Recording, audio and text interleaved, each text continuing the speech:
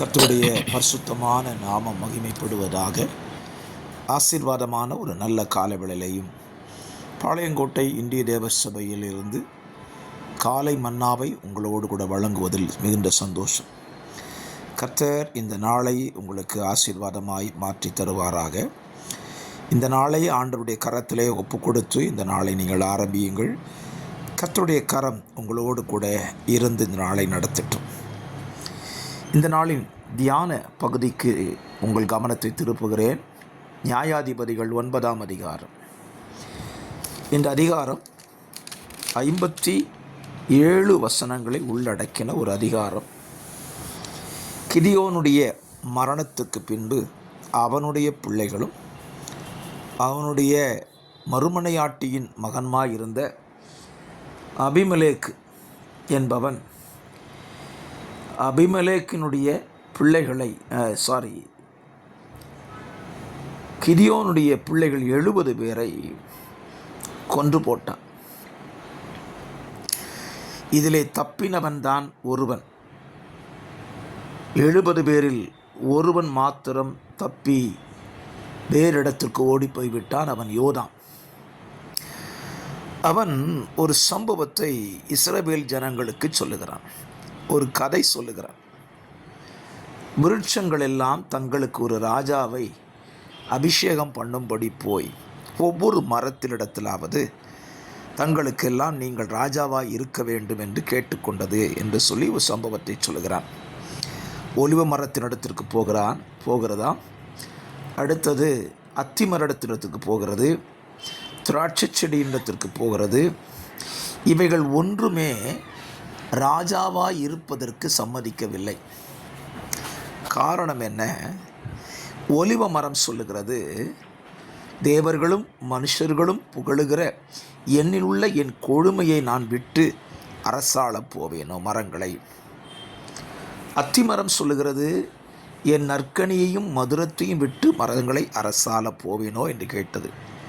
திராட்சை செடி சொல்லுகிறது, மனுஷரை மகிழ்வ பண்ணும் என் ரசத்தை விட்டு நான் மரங்களை அரசாள போவேனோ என்று சொல்லுகிறது. அரசாட்சி தேடி வருகிறது. ஆனால் அரசாட்சியை விட தங்களுக்கு தேவன் தந்த அந்த மேன்மையே போதும் என்று இந்த மரங்கள் சொல்லிற்று. இன்றைக்கும் கிறிஸ்தவ வாழ்க்கையாகட்டும் உலக வாழ்க்கையாகட்டும் அரசாட்சி அல்லது ஆளுகை என்கிற ஒரு ஸ்தானம் ஒருவனுக்கு வருமானால் அதை அடைவதற்கு எத்தனைத்தான் முயற்சி செய்கிறார்கள். உலகத்தில் ஒரு பதவி வேண்டுமானால் அதை எதையும் தியாகம் செய்து அந்த பதவியை அடையத்தான் துடிக்கிறார்கள். ஆனால் ஒரு காரியத்தை இந்த சம்பவத்திலிருந்து நான் உங்களுக்கு சொல்ல விரும்புகிறேன். உலகத்தில் நமக்கு கிடைக்கிற பதவி பட்டங்கள் எல்லாம் தற்காலிகமானது.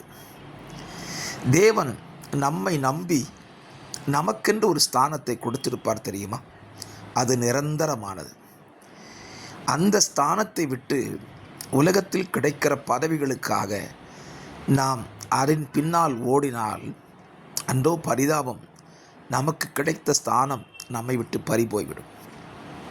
இதைத்தான் இந்த 3 மரங்களும் சொல்லுகிறது. ராஜாவாய் இருப்பதை பார்க்கிலும் தேவன் எங்களுக்கு கொடுத்த ஸ்தானமே மேன்மையானது என்று அந்த மரங்கள் சொல்லிட்டான்.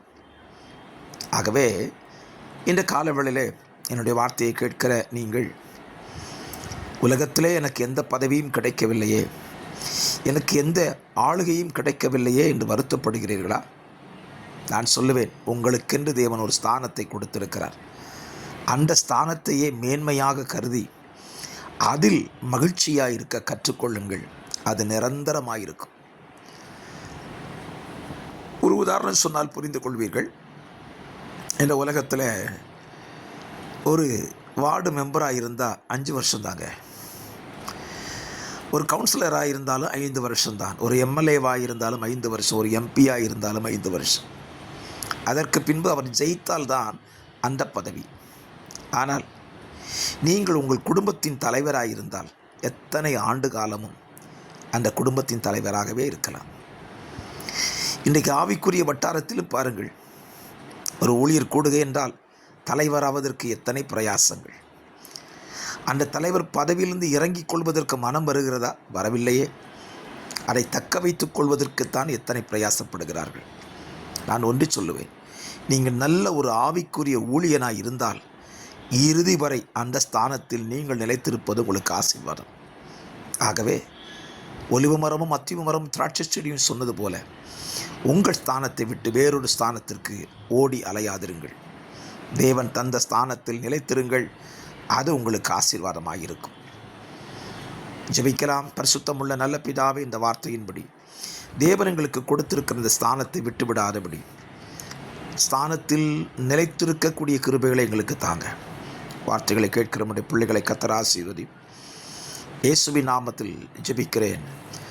ஜெபம் கேளும் நல்ல பிதாவே. ஆமேன், ஆமேன். கர்த்தர் உங்களை ஆசீர்வதிப்பாராக.